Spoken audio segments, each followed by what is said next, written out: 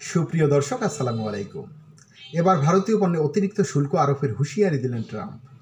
দর্শক, Donald Trump ক্ষমতায় আসলে ভারতের জন্য ভালো হবে, অনেক সুযোগ সুবিধা পাবেন, এটাই অনেকে মনে করেছিলেন।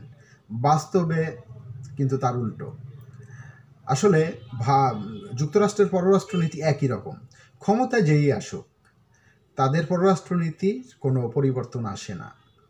দর্শক, খবরে বলা হয়েছে, এবার ভারতীয় পণ্যের ওপর অতিরিক্ত শুল্ক আরোপের হুঁশিয়ারি দিলেন যুক্তরাষ্ট্রের নবনির্বাচিত প্রেসিডেন্ট ডোনাল্ড ট্রাম্প। আমেরিকান কিছু পণ্যের উপর নয়াদিল্লি কর্তৃক উচ্চ শুল্ক আরোপের প্রতিক্রিয়ায় এমনটি জানিয়েছেন রিপাবলিকান এই নেতা। এ খবর দিয়েছে অনলাইন এনডিটিভি। এতে বলা হয়, সাংবাদিকদের ট্রাম্প বলেছেন, যদি তারা, অর্থাৎ ভারতে বোঝানো হয়েছে, আমাদের উপর শুল্ক আরোপ করে, তাহলে আমরাও তাদের পণ্যের উপর সমপরিমাণ শুল্ক আরোপ করব।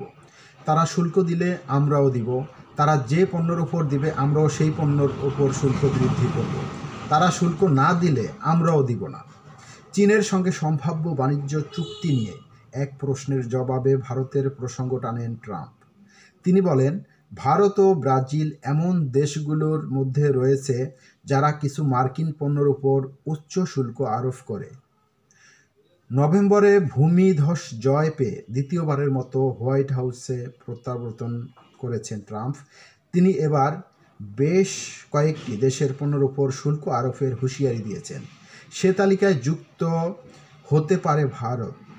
ট্রাম্পের এই শুল্ক নীতিতে বিশ্বজুড়ে বাণিজ্য যুদ্ধ শুরু হতে পারে বলে সতর্ক করেছেন বিশেষজ্ঞরা। তবে ট্রাম্প তার নীতিতে অনড় থাকার ঘোষণা দিয়েছেন। বিশেষজ্ঞরা বলেছেন, মূলত এবার বিভিন্ন দেশকে অর্থনৈতিকভাবে চাপে ফেলার কৌশল গ্রহণ করেছেন ট্রাম্প।